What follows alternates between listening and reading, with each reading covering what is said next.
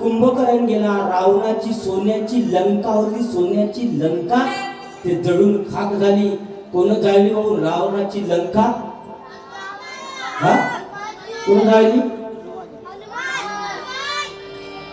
कोण? हनुमानजी ना. डबीची गाडी घेऊन गेले होते का तिथे? हा घासलेट घेऊन गेले होते का? मग हनुमानजी कशी जाळ? रावणानं हनुमानजीच्या शक्तीने पट्ट्या गुंडाळल्या. पट्ट्या कोण गुंडाळल्या? रावणानं. बजरंगबलीच्या शक्तीने पट्ट्या कोण गुंडाळल्या? रावणानं. घासलेट कोण टाकलं? रावणानं. डबीची गाडी कोण लावली? रावणानं. आता ज्याची मागून शक्ती पेटवली, ज्याची आग झाली, म्हणून त्यानं बनली लंका सोन्याची पेटून टाकली. ज्याची शक्तीची आग झाली, घासलेट टाकलं, त्याच्या डब्बीची काडी लावली आणि बंदी शक्ती पेटवली, त्याची शक्तीची आग झाली, म्हणून त्यानं बंदी लंका पेटून टाकली. मावशी, आता माया जर कोणी बंगाली मागून पेटवल नाही, मी बंद म्हणून पेटून टाकली तर मी असं काही करणार नाही, कारण हा संताचा विचार आहे.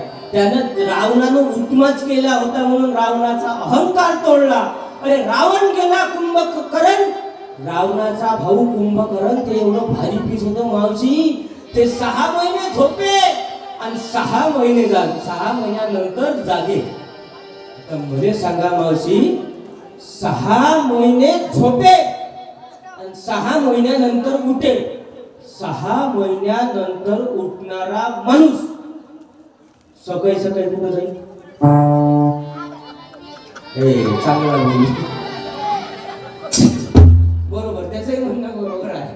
2 नंबरले मला टॉयलेटला जाईल ना, विचारा आजीले 2 दिवसाचं लेकरू नाही आवडत, ते लंबी धार फेकते. हे 6 महिन्याचं हनुस एखाद्याच्या वावरात जर गेलं, त्याच्या वावराचं भाग्यच खुलून जाईल. रासायनिक खत टाकायचं कामच नाही पडणार. अरे रावण गेला, कुंभकर्ण गेला, त्याची कधी पुण्यतिथी झाली नाही, तेरवी होत नाही, जयंती होत नाही. रावणाने दसऱ्याच्या दिवशी बनवते डब्बीची काडी लावून शिकून देते.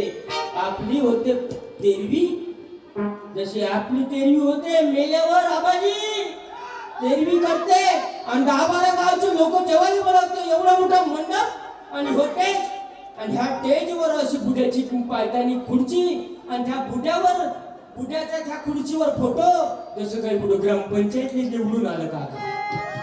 आणि त्या बुड्याच्या समोर राहते 2 बुंदी, 2 लाडू, जिलेबी, पोहे, नड्डा, पापड, पोया, भात, वरण, रंगात राहते गुलाबजामुन सकट. आणि त्या फोटो समोर पंक्ती टाकते, आणि त्या पंक्तीत लोक मस्त लाडू दाखते, आणि ते पुढं फोटोतून पाहिजे. ते पुढं फोटोतून म्हणते, बिना भाकरी पाण्याचं मारलं बे, आणि तुम्ही मा समोर बुंदी लाडू रपारप दाबून राहिले. खबरदार, भूत बोलून छात्यावर बशी. तो एक संत वेगळाच आहे, ज्याचा बाप कावरा बनते. कोणता संत तो? अखरपक. तुमच्याकडे होते का अखरपक असं? होते. नाही तर फुल माहित आहे, फुलच्या तुमची तुम्ही थांबा. अखरपक, मा गावात अखरपकाचा कार्यक्रम होता. त्याने मला बोलवलं, म्हणे महाराज म्हणे अखरपकाचा कार्यक्रम आहे म्हणे, तुम्ही जेवायला यायचा म्हणे 12 वाजता. 12 वाजता गेलो त्याच्या घरी. 12 वाजता गेल्यावर त्यानं एका दोन्यामध्ये नैवेद्य घेतलं. भात, भाजी, पोळी, एवढं काही घ्यायचं तेवढं घेतलं, आणि त्यानं नैवेद्य घेतल्यावर तो तसा फेकाय पाव ये. हो कोणचा प्रकार आहे? नाही म्हणे महाराज म्हणे, इथं कावळा येईल म्हणे 3 आणि त्याच्यातले 2-4 शिकं खाईल म्हणे, मग आपण जेवण करायचं म्हणे. ठीक आहे. 12चे 12:30 झाले. 12:30चा 1 झाला, कावरं नाही आलं. 1:30 झाला, गुंतलं असं कावरं कोण्या कामामध्ये. पण शास्त्र असं म्हणते का जोपर्यंत कावरं खात नाही तोपर्यंत आपल्याला खाता येत नाही. 1:30 वाजेपर्यंत असंच बसून राहिलं. 12चे 12:30 झाले, 12:30चा 1 झाला, 1:30चा 1:30 झाला. 1:30 वाजता कावरं उडत ते आलं, आणि ते उडत कावरं आलं, आणि त्या कावऱ्यानं त्या तिच्यातले 2-4 शीत खाल्ले. मी तो म्हणे महाराज म्हणे हे माझे बाबा आहे म्हणे.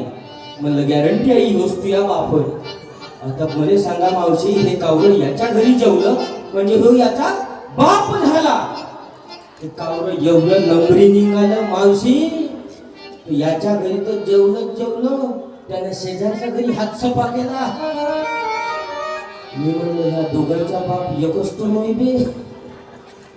एकच कावरं उलट पूर्ण एकालाच जेवलं पूर्ण वाड्यात जेवलं. म्हणलं खरंच कुठे लफडे भाजवतो म्हणून लवकर मेलं. म्हणून तुकडोजी महाराज आवाज देते की मेल्या हवाने मनशील काव काव कसा मग राहिल पंढरी नाव राहिल पंढरी नाव कसा मग राहिल पंढरी नाव. हे संत कबीर महाराजांचा पुरा आहे की चिन्हे वाजू को रोटी ना देवे मने वाज पछतावे मुनबन चावला हात मेले तर कौवा काव काव उडावे. कसा मग राहिल पंढरी नाव मेल्यावर मनशील काव काव मेल्यावर मनशील काव काव कसा मग राहिल पंढरी नाव कसा मग राहिल पंढरी नाव. माणसात जागृती झाली पाहिजे कारण माणूस मेल्यावर देह सोडतात. माणूस मेल्यावर देह सोडतात पण संत गेल्यावर सुद्धा माणसं जोडतात. ही ताकद आहे संताची. नाही तर तुमची आमची ताकद पाहतो म्हणलं तर दारूच्या भट्टीपर्यंत. आणि तो दारू प्याले गेला दोघही मित्र एका ठिकाणी बसते. म्हणजे आपण दोघं भाऊ आपण दोघं ते कुटुंब आपण दोघं तुया बाप माया बाप घे थोडीशी पेतो मी पेतो. आपण दोघं तुझी आई घे थोडीशी तू पे. पुन्हा 90 वाटते त्याच्यामध्ये. आपण दोघं तुझी बहीण घे तू पुन्हा पे. आपण दोघं तुझी बायको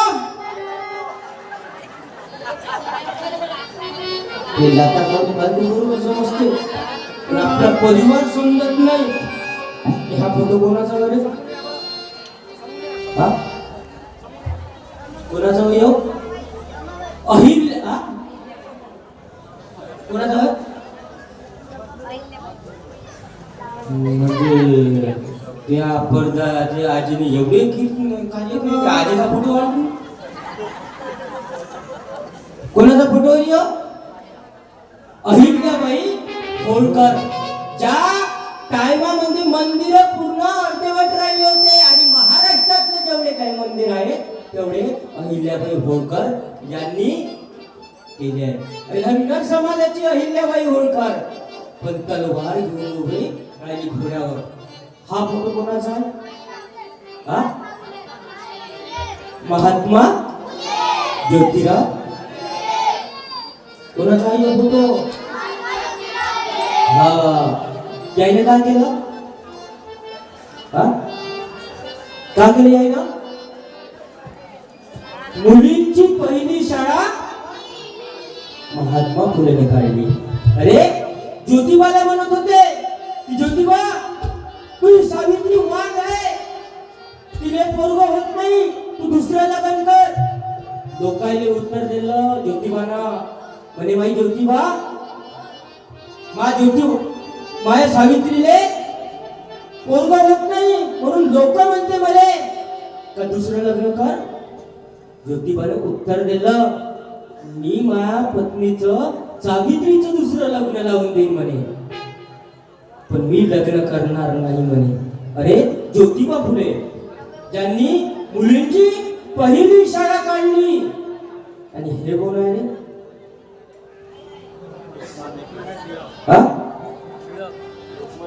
जिल्हा परिषदची कॅन्डिडेट बसले कसं? कोरोनाच्या टाइमामध्ये तुम्ही धक्कापट्टीवर बाद झाले बरं. कोण आहे? लोकमान्य टिळक ज्यांनी गणरायाची स्थापना केली. गणपतीची मूर्ती आहे या मंदिरामध्ये. सर्व गावाचं योगदान आहे. ज्या लोकमान्य टिळक ज्यांनी गणरायाला स्थापना केली का म्हणून, देवा गणराया आमचं दुःख हरव आणि सगळ्यांना एकत्रित कर आणि यांना सगळ्यांना एकत्रित येऊन जातीभेद दूर झाला पाहिजे, त्यासाठी त्यांनी गणरायाची स्थापना केली. लोकमान्य टिळक हे कोण आहे? स्वामी विवेकानंद. स्वामी विवेकानंदांचं एका ठिकाणी कीर्तन चालू होतं. कीर्तन बंद झाल्यावर कीर्तन चालू कीर्तनात एक मुलगी आली स्वामी विवेकानंदाकडे. म्हणे महाराज म्हणे मला तुमचं कीर्तन फार आवडलं म्हणे, पण माझी इच्छा आहे म्हणे की माझं लग्न तुमच्याशी व्हावं, मला मूल व्हावं आणि त्या मुलाचं कीर्तन मी आई म्हणून ऐकावं. स्वामी विवेकानंद म्हणे की मूल केव्हा होईल, लग्न केव्हा होईल, मूल केव्हा होईल आणि तू त्याचं कीर्तन आई म्हणून केव्हा ऐकशील म्हणे. असं समज म्हणे तू माझी आई आहे म्हणे, आज मी तुझ्या समोर उभा आहे म्हणे, तुझा मुलगा समज म्हणे मला म्हणे. आणि स्वामी विवेकानंदांनी कीर्तन चालू केलं. आई म्हणलं त्या मुलीला, ते स्वामी विवेकानंद होते. हे कोण आहे? डॉक्टर बाबासाहेब आंबेडकर. शिका, संघटित व्हा आणि संघर्ष करा. डॉक्टर बाबासाहेब आंबेडकर वयाच्या 40व्या वर्षी 45,000 पुस्तकं वाचले, संविधान घडवलं. ज्यांनी तुमच्या आमच्यासाठी संविधान लिहून काढलं हे कोण आहे? छत्रपती शिवाजी महाराज. ज्यांनी काय केलं? बरोबर टाळ्या वाजवायची लहान लहान पोरासाठी. काय बाया नाही वाजवत, आपलं होय का नसते, जायचं होय जायचं वाजवत बसून म्हणते. छत्रपती शिवाजी महाराज. अरे जेव्हा छत्रपती शिवाजी महाराजांसमोर त्यांच्या मावळ्यांनी एक किल्ला लुटून आणला आणि त्या किल्ल्यामध्ये लुटून एका स्त्रीला आणलं, एका मुलीला आणलं आणि ती मुलगी एवढी रूपवान होती, त्या मुलीला महाराजांसमोर पेश केलं. महाराजांनी सांगितलं कि ये कौन है और स्त्री जाती मेरे सामने किसने खड़ी की है, कौन है ये? त्यांनी सांगितलं, मावळ्यांनी सांगितलं की महाराज जे हमने वो किल्ला लूटा है, वो किले में से ये स्त्री लाई है, ये लड़की लाई है. महाराज ने सांगितलं स्त्री जाती साठी आपण हे स्वराज्य स्थापना केलेली आहे आणि आपण या स्वराज्यासाठी स्त्री पाहिजे, म्हणजे माता पाहिजे. आणि माता या शब्दाला आपण कलंक लागू द्यायचा नाही आहे. त्या स्त्रीला, या मुलीला जिथून आणलं, साडी चोरी केली तिची आणि तिला, मुस्लिम धर्माची मुलगी होती ते, त्या मुलीला शोधून नेली. ती आई म्हणून परत केली देखणी सुनशाची, देखणी सुनशाची अशी मर्द मराठाची.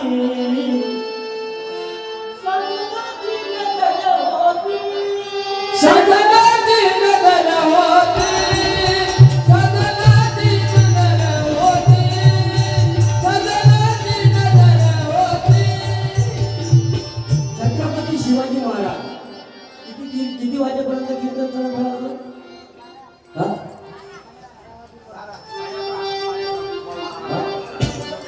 किती वाजले? 11:30 झाले. 12 10:30. किती वाजेपर्यंत?